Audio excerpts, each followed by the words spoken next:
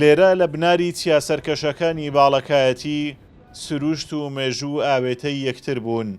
هەر تاشەبەردێک و هەرچەمێکی ئەم دەڤەرە چیرۆکی خۆراگری گەلێکی لە ئامێزگرتووە، گەلێک کە چەندین جار ڕوبەڕووی سڕینەوە و سووتاندن بووەوە، بەڵام هەرگیز چۆشی دانەدا. 43 ساڵ لەمەوبەر ڕژێمی بەعەس لە چوارچێوەی سیاسەتە شۆڤێنیەکانیدا و لە گەرمەی شەڕی نێوان عێراق ئێران گەورەترین شاڵاوی ڕاگواستنی زۆرەملەی دژی ئەم ناوچەیە دەست پێ کرد. خەڵکەکەی بۆ ئەردوگا زۆرەملەکانی پارێزگای هەولێر و دهۆک و سلێمانی ڕاگوێزران و خاکەکەیان کرا بە ناوچەی قەدەغەکراو. بەڵێ لە ساڵی 77 ئەو گوندانە کە لە ئەو گوندانەی سنووری باڵەکایەتی هەموو شوێنی پێشمەرگەی بوون، یعنی ئەوانە شوێنی پێشمەرگەی بوون، ئەوانە لەو سنووری خزمەتی پێشمەرگە و خزمەتی ئەویانە کرد، بەڵام حکوومەت بەو ناوەیەوە ڕایگواستن، بەڵام بەداخەوە حکوومەتی خۆش حکوومەتی هەرێمی کوردستان لە زیاتی ئەوەی ئەوانیش بێن لە بالمقابل گوندەکان وەک پێویستە ئاوڕیان لێ بدەنەوە، وەک پێویستە ئاوڕ لە گوندەکان نەدەرایتەوە، گوندەکان بە هەموو شێوەیەکە پێشگوێ خراون. ئێستا دوای 43 ساڵ برینەکانی باڵەکایەتی هێشتا ساڕێژ نەبوون. سەدان شەهید و بریندار و مێژوویەکی پڕ لە ئاوارەیی پاداشتەکەی ئەوە نەبوو کە خەڵکەکە چاوەڕێیان دەکرد. جێگەی سەرنجە ئەو سەرکردانەی دوێنێ لەم ئەشکەوت و چیایانەوە ڕێبەری شۆڕشیان دەکرد، ئێستا لە هەرەمی دەستەڵاتدان. بەڵام باڵەکایەتی هێشتا لە ئاس قوربانیەکانیدا ئاوەدانی و خزمەتگوزاری بەخۆیەوە نەبینیوە.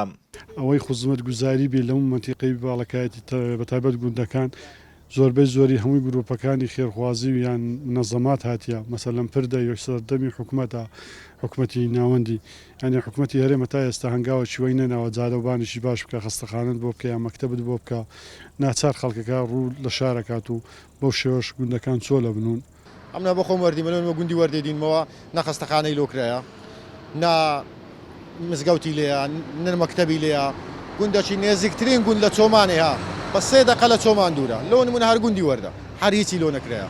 جا هیوادارم حکوومەتی هەرێم چاوەک بە باڵەکایەتی دابژێڕی، بەڕاستی زۆر کەم و کوردی هەیە لەوەی. شاڵاوەکانی ڕاگواستنی باڵەکایەتی بە چەند قۆناغێک دەستی پێکرد.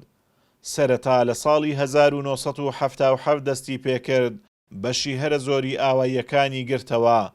دواتر لە ساڵی 1978 ناحیەی سمیلان و دۆڵی ڕوستی گرتەوە و ساڵی 1983 دوا قۆناغی ڕاگواستن بوو کەوا تەواوی باڵەکایەتی بە قەزای چۆمانیشەوە، کەوا سەنتەری باڵەکایەتیە بەرشاڵاوی ڕاگواستن کەوتن.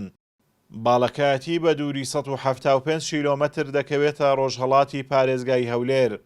قەزای چۆمان هەریەک لە ناحیەکانی حاجی ئۆمەران، گەڵاڵە و قەسرێ و سمیلان و 116 گوند لە خۆ دەگرێ. ئازاد ئۆمەراوی کەناڵی ئاسمانی پەیام، دەڤەری باڵەکایەتی.